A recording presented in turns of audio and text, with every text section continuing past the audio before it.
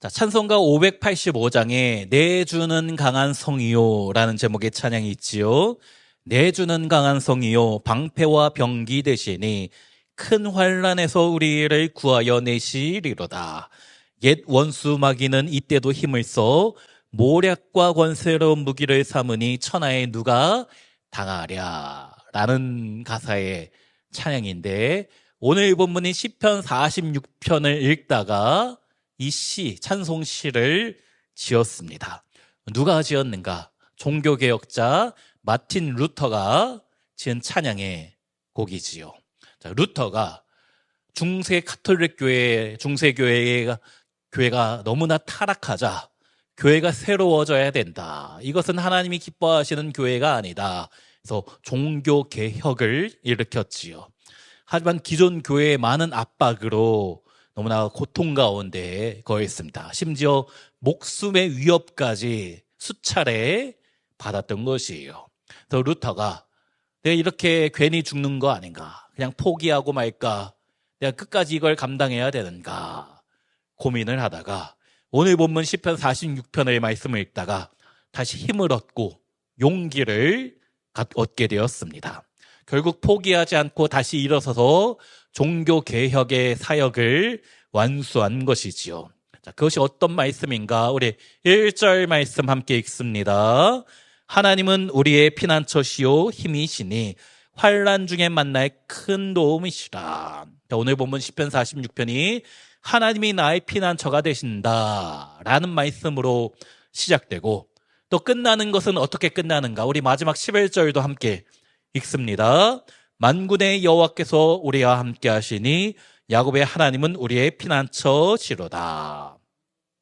그런데 오늘 본문을 보면은 세 번의 셀라가 나오지요. 3절과 7절과 11절에 셀라가 나옵니다. 이 시는 세 단락으로 구분이 되는 것이에요.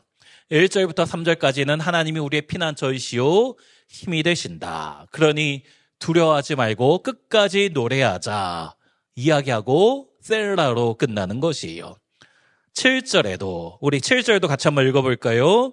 만군의 여호와께서 우리와 함께 하시니 야곱의 하나님은 우리의 피난처시로다. 여기도 하나님이 우리의 피난처시다 라고 고백하고 셀라로 끝나게 되죠.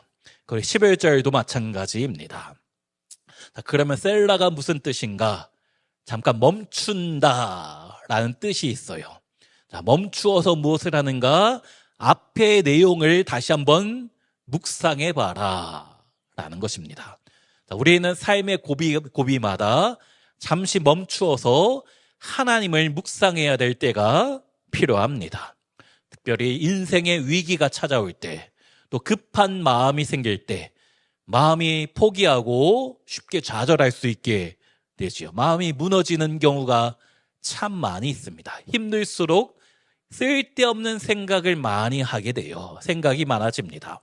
특별히 부정적인 생각이 나의 머리 또 나의 영혼을 잠식하는 경우가 많이 있지요. 힘들수록 안 좋은 생각을 많이 하게 됩니다. 하지만 그럴 때 우리는 셀라, 잠시 멈추고 하나님을 묵상해야 하는 것이에요. 두려움과 염려가 생길 때마다 잠시 멈추어서 생각하면서, 주님을 생각하면서 주님이 나의 피난처가 되시지, 나의 힘이 되어주시는 분이시지, 그 주님을 생각할 때에 우리가 다시 일어설 수 있고 새 힘과 새 능력을 우리가 얻게 되는 줄로 믿습니다. 자, 1절 다시 보면 하나님은 우리의 피난처시요 힘이시니 환난 중에 만날 큰 도움이시라. 자, 우리가 사는 이 세상은 끊임없이 우리를 뒤흔듭니다. 나를 힘들고 금융위기가 찾아올 때도 있고 질병이 찾아올 때도 많이 있습니다. 인간관계의 어려움도 내 삶 가운데 여러 차례 있잖아요. 마치 거친 파도가 연이어서 몰아치는 것처럼 그 거친 파도 앞에 나는 작은 배와 같습니다.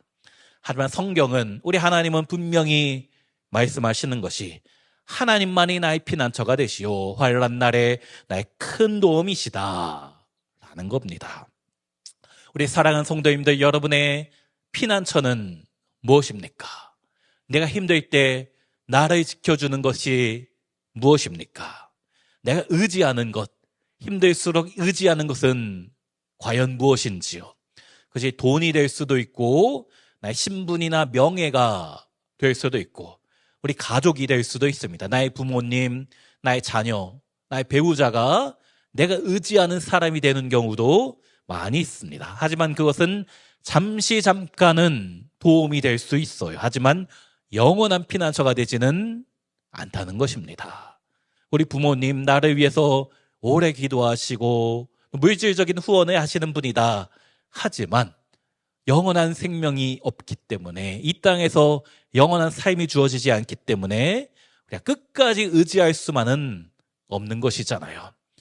우리 오직 하나님만이 나의 견고한 피난처, 나의 힘이 되어주시는 분인 줄로 믿습니다.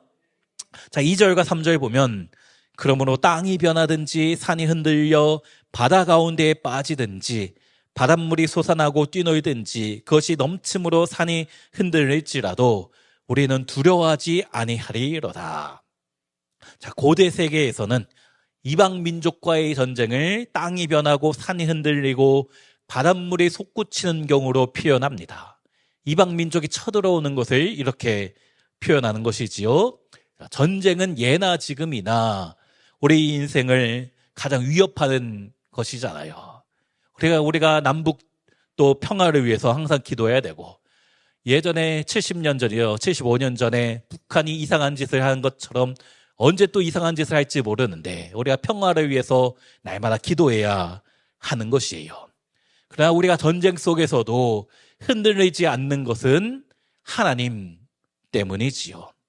마태복음 10장 28절에 보니까 예수님께서 몸은 죽여도 영혼은 능히 죽이지 못하는 자들을 두려워하지 말고 오직 몸과 영혼을 능히 지옥에 멸하실 수 있는 이를 두려워하라 말씀하셨습니다.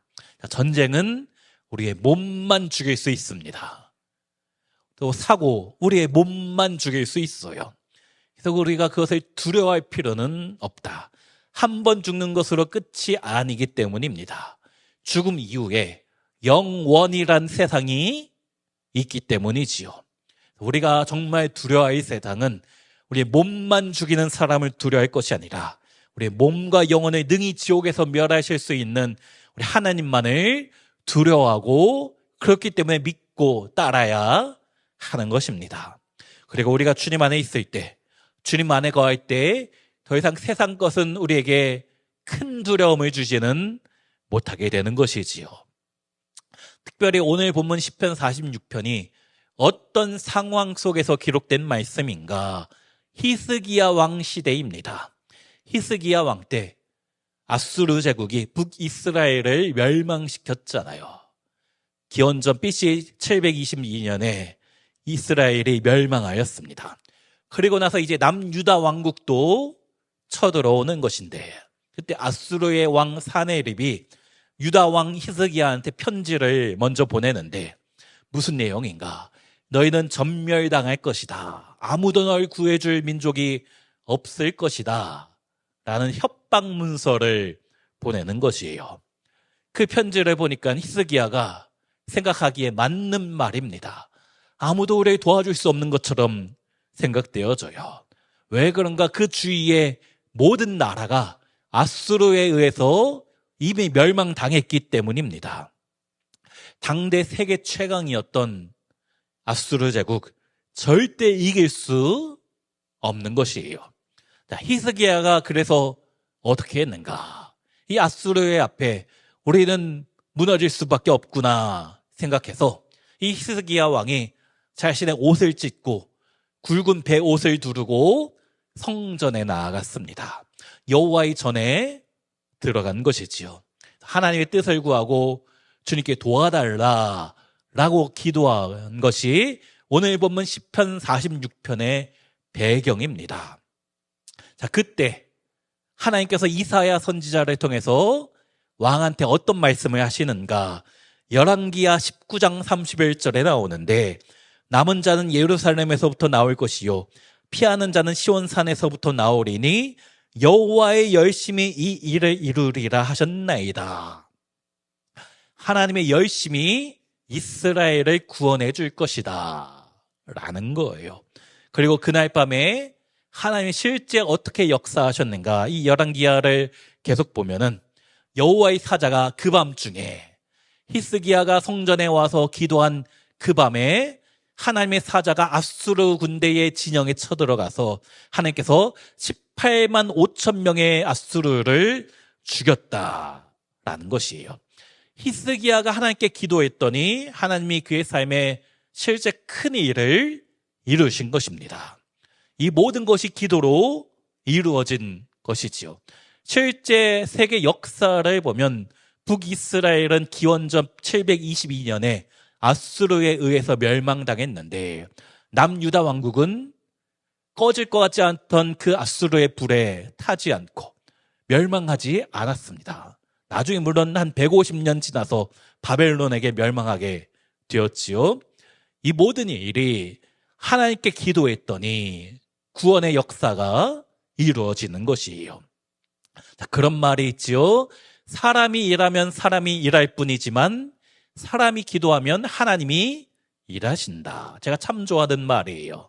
한 번 더 할게요. 사람이 일하면 사람이 일할 뿐이지만 사람이 기도하면 하나님이 일하신다. 우리도 마찬가지입니다. 우리 인생에도 우리가 힘든 일, 어려운 일, 특별히 내가 할 수 없는 일이 있을 때 우리가 주님께 기도하면 주님께서 우리 인생의 전쟁에서 반드시 승리하게 하시는 줄로 믿습니다. 자, 그것을 믿는다면 우리가 어떻게 해야 되는가? 4절에 한 시내가 있어 나뉘어 흘러 하나님의 성 곧 지존하신 이의 성소를 기쁘게 하도다. 자, 여기 나오는 하나님의 성은 예루살렘 성, 하나님의 성전이 있는 하나님의 임재를 상징하는 예루살렘을 상징하지요. 주님의 임재가 있는 곳은 어떤 위협에도 안전하다. 그리고 우리는 그 날마다 주님 앞에 나와 성전에 나와 하나님의 은혜를 또 사모하며 예배에 힘써야 될 줄로 믿습니다. 자, 5절 말씀도 함께 읽습니다. 하나님이 그 성 중에 계심에 성이 흔들리지 아니할 것이다. 새벽에 하나님이 도우시리로다. 자, 우리 마음이 언제 흔들리는가? 두려우면 흔들리는 것이에요. 의심과 염려와 고난이 내 마음을 요동칠 때가 참으로 많잖아요. 하지만 내 마음은 변하고 요동치지만 우리 하나님은 어떤 분이십니까? 흔들리지 않는 분이시고 회전하는 그림자도 없는 불변하시는 하나님이시다라는 거예요.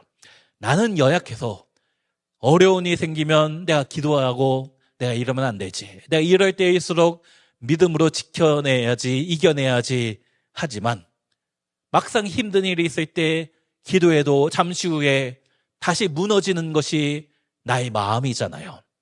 그렇기 때문에 나 자신을 의지하는 것이 아니라 하나님, 요동하시지 않는 하나님, 완전하신 하나님을 붙잡아야 하는 것이지요. 특별히 여기 보니까 새벽에 하나님이 도우신다라고 말씀합니다. 새벽에 도우신다. 구약 성경에 여러 차례 나오는 표현이잖아요. 자, 새벽이 무엇입니까? 새벽, 태양이 나타나기 시작할 때 어둠이 사라지고 물러가고 밝음이 찾아오는 새벽에 하나님의 도움이 시작된다라는 것이에요.